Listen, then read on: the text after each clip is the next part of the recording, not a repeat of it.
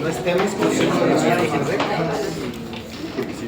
Las emociones, prácticamente, desde filósofos, desde antiguos, como Hipócrates, tomaron como base las observaciones en torno a la conducta, pero muchas de ellas relacionadas con las emociones. Si ustedes revisan los 4 humores de Hipócrates, se van a dar cuenta que están circulando prácticamente a través de emociones, a través de la cólera o el enojo, a través de la felicidad. Y el motivo quizás es hasta simple en función de todo aquello primero asociado al corazón, al considerarlo estar al centro del cuerpo.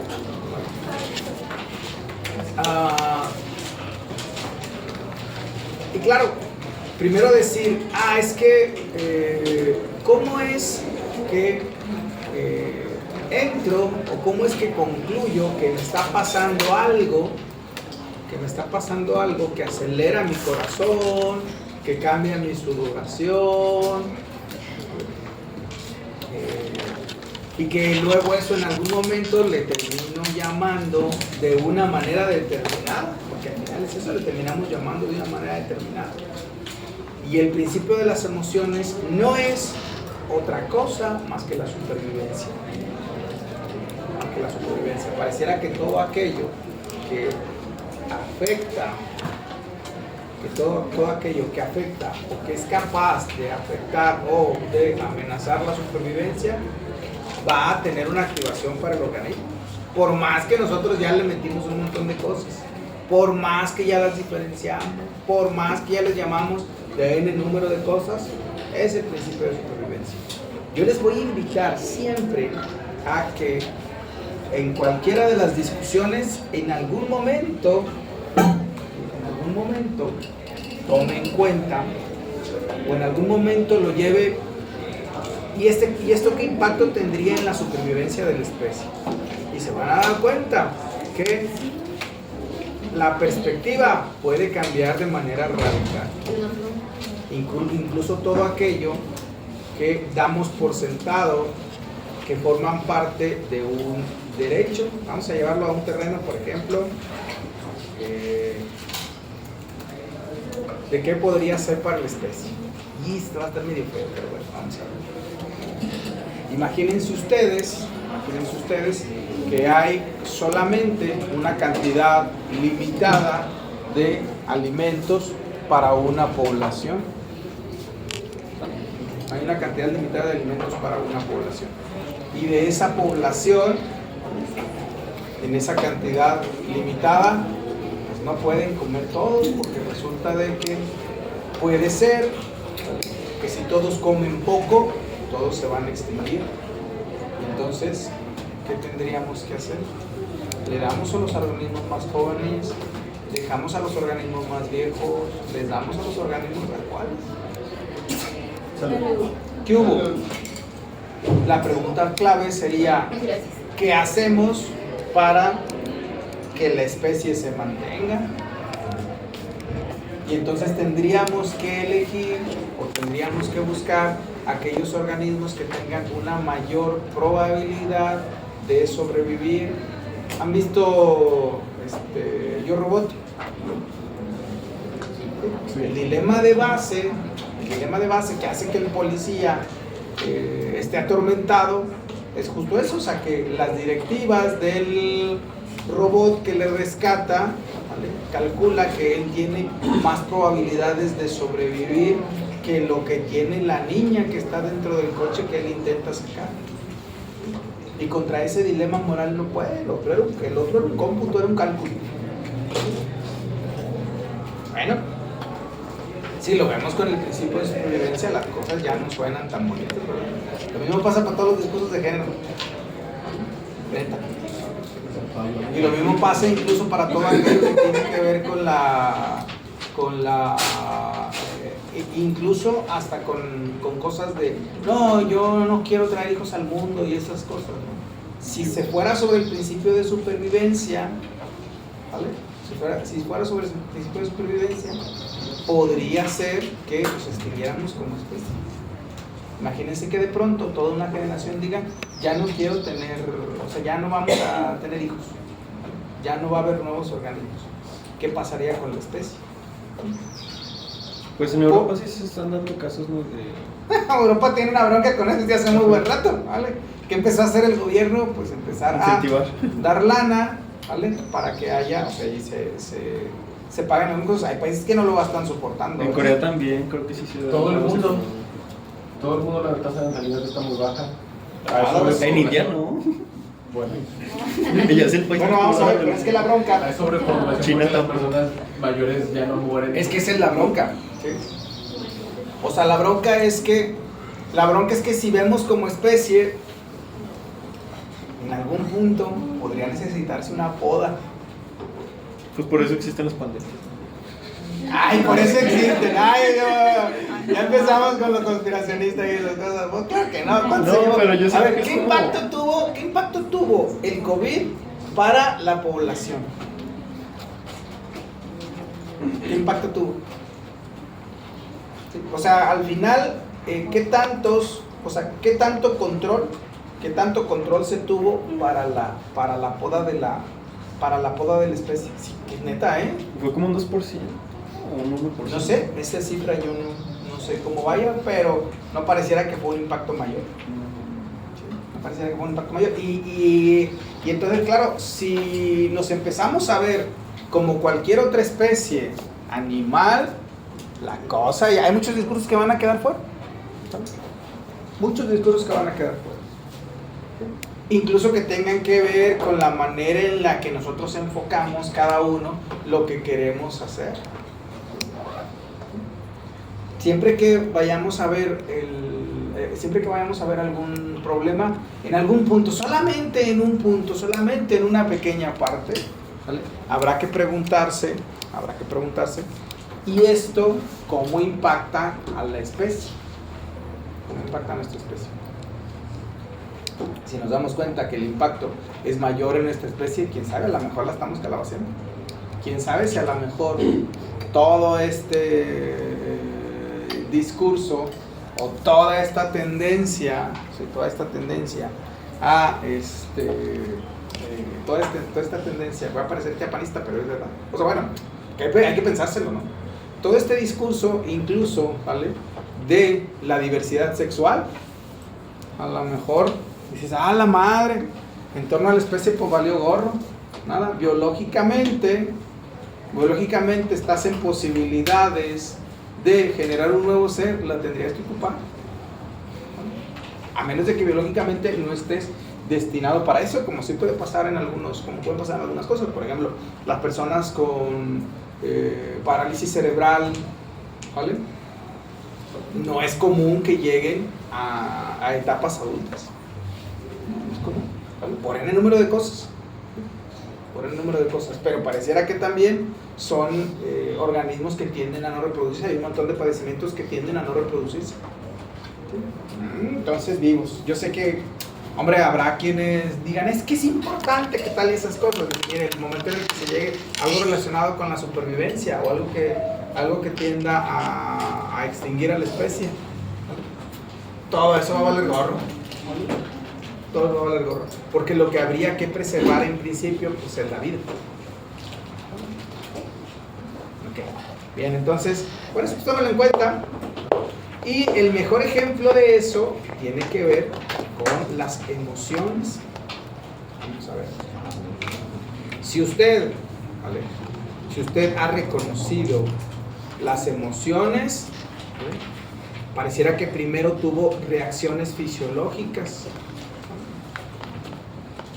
Pero esa pregunta de si fueron primero reacciones fisiológicas y luego fue la idea de que se tiene una emoción, fue motivo de diferentes teorías. Quizás las más conocidas son las de James E. Lange y las de Cannon Barth, que enfocándose en qué sea primero, si la reacción fisiológica o sea primero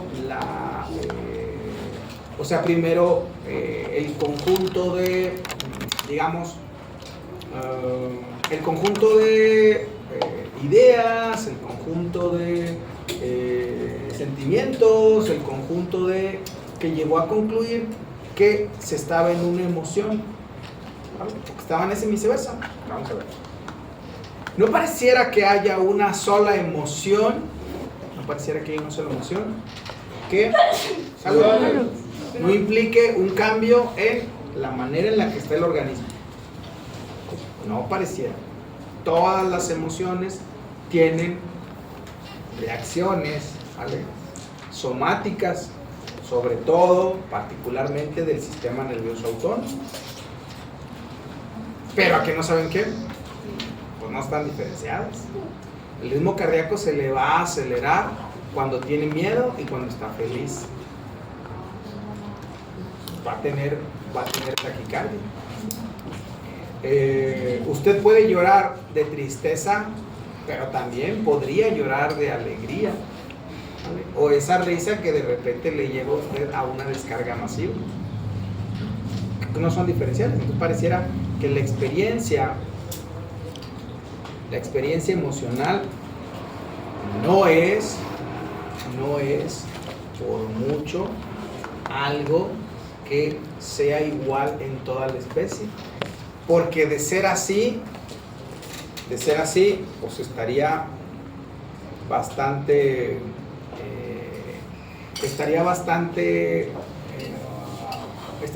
sencillo para fines comerciales, porque imagínense que tuviéramos que un solo estímulo diera o activara una emoción particular, pero solo esa y no otra. Esto es como si de pronto, imagínense que, vamos a ponerlo así de esa manera, el estímulo de un helado de chocolate, el estímulo de la imagen de un helado de chocolate hace que tú te sientas feliz, y en esa asociación de felicidad vayas y busques ese helado de chocolate, aumentaría las ventas de ese helado de chocolate. Pero yo me supongo que habrá quienes digan, el helado de chocolate a mí no me genera mayor atracción. Es más, ni siquiera los tomo. ¿Por qué? Porque no me gusta el chocolate, porque no me gusta lo dulce, porque no me gustan los helados. O habrá quien diga, no, es que nunca me gustó el helado porque nunca pude comprar, y ahí se va toda una historia de la Rosa de Guadalupe. Y eso no es ni bueno ni malo, simplemente es nuestra experiencia propia particular. O alguien dice, no, helado de chocolate no, porque me recuerda cuando le invité un helado de chocolate a una chica con la que yo buscaba ser novio y me dijo que no. Y al final le pidió los 30 pesos del helado. Entonces había peor, ¿no? Ok, entonces, pues claro, no podemos decir que el mismo estímulo nos genera a todos la misma reacción, ni la misma reacción emocional, porque pareciera que cada uno de nosotros, conforme a nuestra historia de vida, va a desarrollar esa interacción con los diferentes con los diferentes estímulos, y por ende con todas y cada una de las respuestas emocionales que vayamos a tener en función de esos estímulos. Por eso luego es tan peligroso que haya estímulos que hayan incluso dejado de generar en el número de reacciones.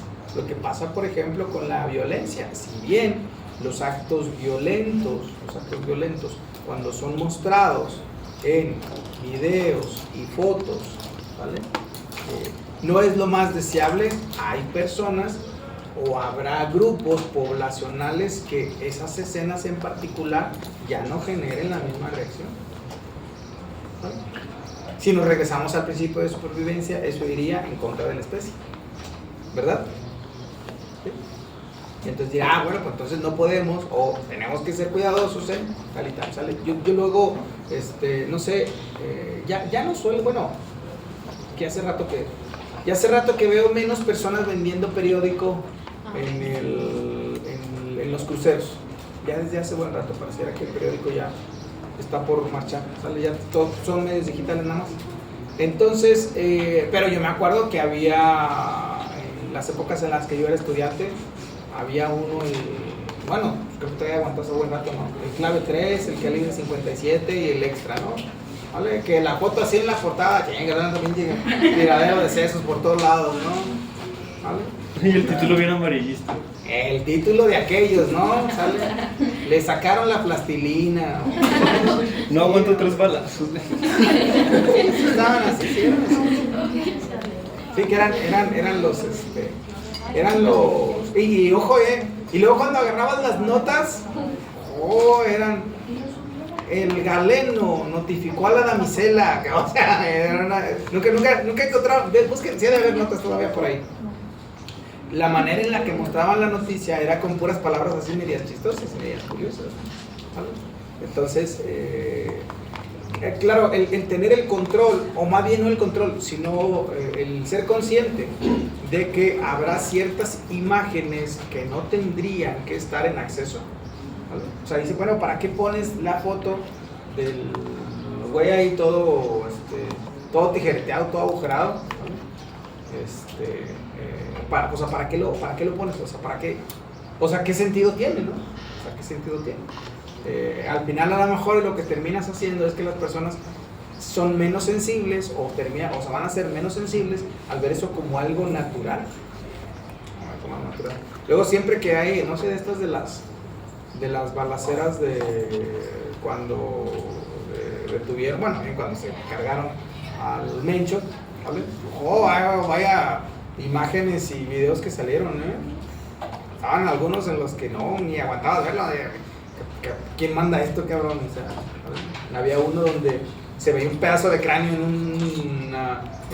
un fondo de una camioneta, y o sea, no, estaba aquí como que, pero bueno. Entonces vamos a ver, durante mucho tiempo, yo les contaba la vez pasada, durante mucho tiempo, y fue la neuropsicología que yo aprendí, es aléjate todo lo que puedas de las emociones. Aléjate todo lo que puedas, ¿no? Tú dedícate a lo cognitivo, ¿vale? Y saca la vuelta a las emociones. No, nos cuenta que no se podía. O sea, que era prácticamente misión imposible aislar solamente la atención, aislar la memoria, no se podía aislar. ¿Vale? Tenías que tener en cuenta que incluso hasta la manera en la que te diriges, incluso hasta el sitio en el que estás, puede impactar y puede modificar en las medidas que tú estás haciendo. Por ende, tu medida no es infalible. Sí va a ser posible que alguien ejecute diferente si toma una prueba o se hace algo con una persona u otra. Sí va a ser, sí hay variabilidad. ¿Vale? Aquí nomás siempre hay que buscar qué tanto, o sea, qué tanto es variable. ¿Vale? Claro. Si hay mucha variabilidad, pues hay que cuestionar la medida. Por ejemplo, ayer estaba en consulta una niña de 5 años, Marian, que tiene, entre otras cosas, algunas problemillas para el control inhibitorio. Entonces, cosa que yo tengo delante conmigo, ella lo quiere agarrar. ¿Vale? Entonces, si yo tengo algunas hojas de protocolo y eso, ella busca agarrarlo, ¿vale? Y yo, pues con toda la calma, pues, estas son mías, Mariana, estas déjame las sacar conmigo, yo soy el que está registrando, tú tranquila, mira, solamente es tal y esas cosas. Y entonces llega el punto en el que yo me doy cuenta, pasados como 30, 35 minutos, que ya no está rindiendo, ¿vale?, como había rendido en las primeras actividades. Y digo, no tiene sentido que yo siga. Por eso, cuando ustedes empiecen a ver lo de las pruebas y llegue alguien y les diga, esta prueba se aplica en 45 minutos o en 1 hora máximo, ¿vale? Ustedes quizás no le van a decir nada, pero ustedes van a saber que es alguien que no se enfrenta a cuadros con dificultades. Seguramente de las cosas que hará será aplicarle a una población, por ejemplo, escolar, en la que te sale 1 o 2, que tarda un poco más. Yo les digo aquí a los del laboratorio, a ver, a nosotros no nos van a llegar esos casos, no nos van a llegar los casos en los que en 1 hora aplicas y todo bien bonito y te entiende toda la instrucción y cosas. No te van a llegar a esos. El que te va a llegar es el que se va a tardar 3, 4 sesiones. 3, 4 sesiones. Y tú tienes que ser lo suficiente, ¿vale? Lo suficiente, estar lo suficiente preparado, ¿vale? Lo suficientemente preparado para que cuando lleguen esos casos, puedas armar tu rompecabezas y decir qué es lo que está pasando. Pero de entrada, eso de no, se tiene que aplicar en 1 hora, porque si no pierde validez. O sea, güey, ¿qué me está contando? ¿Qué me está contando? Puede haber cierto efecto práctica si, por ejemplo, repites una actividad de una sesión a otra en una semana. Puede haber efecto práctica. Puede haber incluso efecto aprendizaje. Pero no que diametralmente se vaya a ir alguien, por ejemplo, de una medida de coeficiente intelectual, que se vaya a ir en una semana por ejemplo, del 90, que se vaya a ir al 130. Eso no pasa. No, es más, ni siquiera, bueno, a lo mejor a los que nos puede pasar ese tipo de cosas son a los que aplicamos la prueba. Obviamente nosotros estamos muy inmunes a esas cosas. ¿Con qué le evalúas a alguien? ¿Con qué evalúas a alguien? ¿Con qué le das un dato a alguien? ¿Sale? ¿Qué es a lo que se dedica? El día de ayer también me tocó ir a hacer una domiciliaria a un adulto mayor para hacer, es algo que se llama dictamen de salud mental. Lo que yo voy a hacer es constatar, ¿vale?, a través de exploración, ¿vale?, que ella está en posibilidad de tomar decisiones en torno a sus bienes, en torno a su futuro. Es alguien de creo que tiene 86, 87 años. Y es alguien que se dedicó al teatro y esas cosas. Va a salir bastante bien, seguramente. Yo no encontré datos algunos. De repente a lo mejor alguna anomia, pero muy leve y con palabras que son de baja frecuencia léxica, ¿no? O sea, intentaba buscar el término agorafobia, ¿vale? Y no lo encontraba. Decía, es que es claustro, ¿vale? Y dije, se refiere a la agorafobia, vamos a ver si lo puede encontrar. Después de un rato dice, me refería a la agorafobia. Es como el miedo a salir. No, en serio que no sabe qué es claustro y su antónimo agora. Las claustrofobia en los espacios cerrados. Okay. El antónimo entonces es a espacios abiertos. Bueno, bien, ok. ¿Pero claro? Podríamos decir que la respuesta emocional tiene estos tres componentes. El neurofisiológico, el conductual y el cognitivo. Dentro del neurofisiológico, nosotros tenemos que aclararnos muy bien cuáles son las vías que participan. Esto es, el cerebro, cómo es que hace el circuito que nos lleva a las emociones como tal. Después les vamos a llamar como sea, después les vamos a manejar como sea, después les vamos a gestionar como sea, ¿vale? Ahorita en este momento en lo que tiene que centrarse es qué pasa en el organismo para que ocurran las emociones, qué zonas cerebrales, qué otros sistemas participan, porque nos vamos a dar cuenta que no es solamente una participación del lado del cerebro, sino también una participación entre otros sistemas. Y entonces vamos a ver, dentro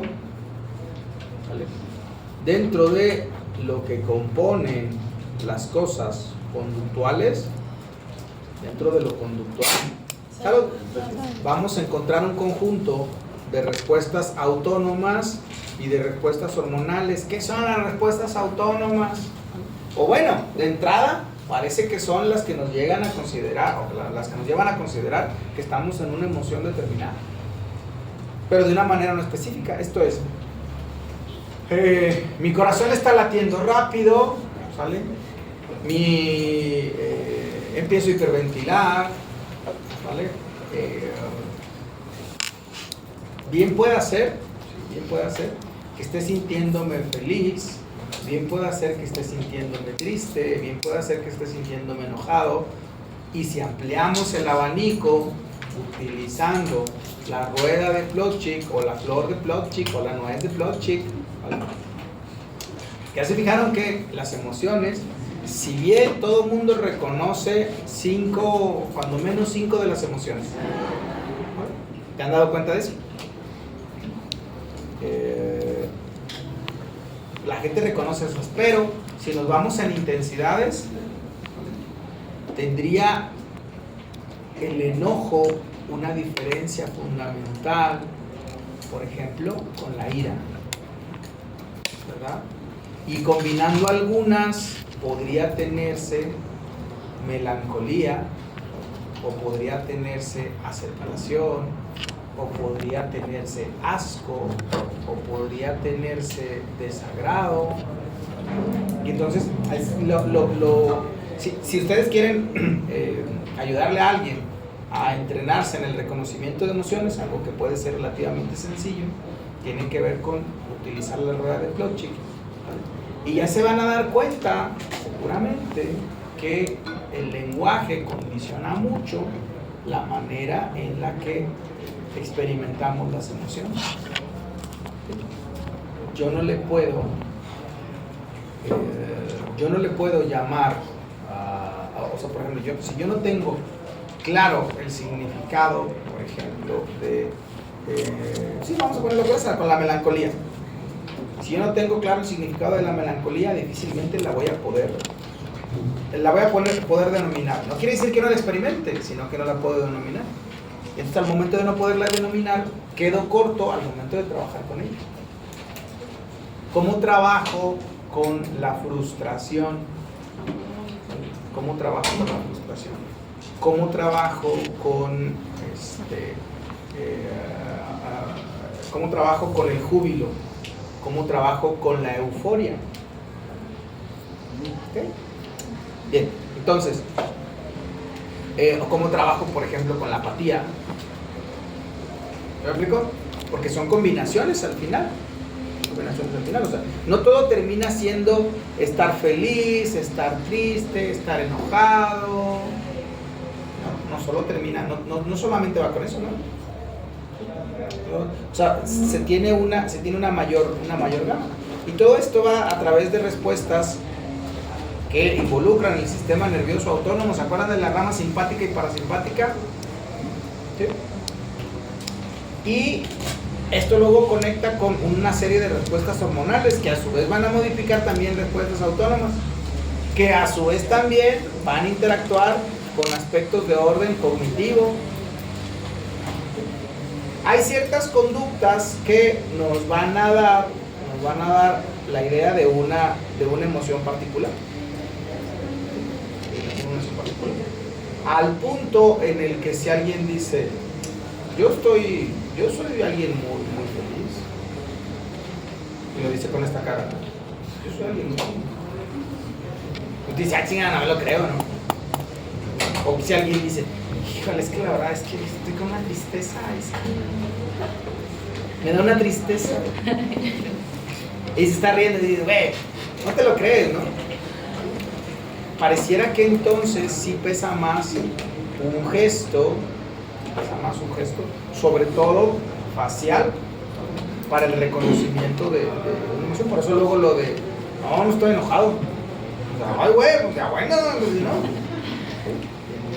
Entonces, las emociones como tal, podríamos pensar que pueden, una muy buena parte estar reguladas por la cultura. Sí, las diferentes culturas tienen acceso a emociones de un modo muy diferente. Culturalmente hay emociones que van a estar más representativas de zonas en particular, o de regiones en particular, o de grupos sociales en particular, de acuerdo a la cultura que se tiene. Absolutamente todas las emociones tienen un sentido adaptativo. Esto es, surgen en respuesta para adaptación al medio, para la convivencia con los demás. Me supongo supongo que de aquí, digo, es una palabra o un término que se utiliza para muchas cosas y muchas veces en un sentido equivocado. Usted presenta un examen, y trae un acordeón, el maestro lo cacha y le quita el examen. Y usted dice, no es justo porque yo me esforcé, el profe tiene muy poca empatía. Y te dice, a ver, bueno, ¿cuántos de los reclamos de empatía están dados más bien porque no se ajustó a tu expectativa de lo que tú querías que pasara o como a ti se te acomodaban tus intereses? No, es que no es empático, es que no comprendió que yo estaba pasando por una dificultad emocional y esas cosas. Tú dices, bueno, pues es que tengo una línea delgada, ¿no? Habrá veces que me lo permitan, habrá veces que no. A mí me pasa mucho con los de virtual. La gente de virtual, normalmente, o sea, bueno, lo que se pide en virtual es que las tareas tengan una fecha de cierre, de manera que no se permiten tareas extemporáneas. Pero ya en algunas ocasiones, dependiendo de cómo veo que está la tarea, es que puedo permitir la entrega extemporánea, claro, a razón de que le tengo que quitar, le tengo que penalizar puntos, ¿vale? Así como le hago con ustedes. Si lo entrega después de 24 horas, me dicen, entrega en el lapso de... o sea, si lo entrega después de una hora, que claro, es algo que no debería de pasar. O sea, no es posible que usted esté dejando las cosas para el último y se ponga en ese riesgo de que falle la máquina y esas cosas. Pero bueno, siempre decimos, vamos a dar más de una hora. Si en una hora, o sea, si la fecha de entrega es a las 23:59 y usted se va hasta las 11, hasta las 12:30 del día, o sea, se tardó más de 30 minutos, pues no pasa nada, ¿no? O sea, está en 31 horas, pues no pasa nada. Pero, si usted se va de una hora para allá, le penaliza 20%. Y después de 3 días la tarea vale al 50%. Y después de esos días la tarea vale nada, Y usted la tendrá que entregar. Entonces a veces los de virtual, ya saben, ¿no? A todo el mundo le pasa de todo, ¿no? A todo el mundo le pasa de todo, ¿no? Entonces a veces luego dicen, bueno, ¿qué tanto me puedo permitir el flexibilizar sin estar promoviendo cosas que en el terreno profesional pues le van a pasar factura? Créanme, si pasa factura. O sea, yo cada vez que me tardo para entregar un informe, sé que eso me pasa factura. O sea, que llegará el punto en el que digan, a ver, es que Edgar, pues sí, ve tal y estos, pero en las semanas tarda un montón. Y yo diré, sí, me tardo mucho en entregar, batalla mucho en entregar. Y más pasa por un tema del que no le tengo un tiempo destinado durante el día a hacer esa actividad. No. Me termino dedicando a otras cosas, una vez hasta lavar los trastes me distraigo. Digo, tengo que hacer informes y digo, no, mejor voy a lavar los trastes. Neta, que es como que luego, como que lo vas aplazando porque pues te implica sentarte, te implica todas las veces de repente. A mí lo que luego me deja yo un poco más en calma es que todos andamos igual. Los que nos dedicamos a esto, todo parece que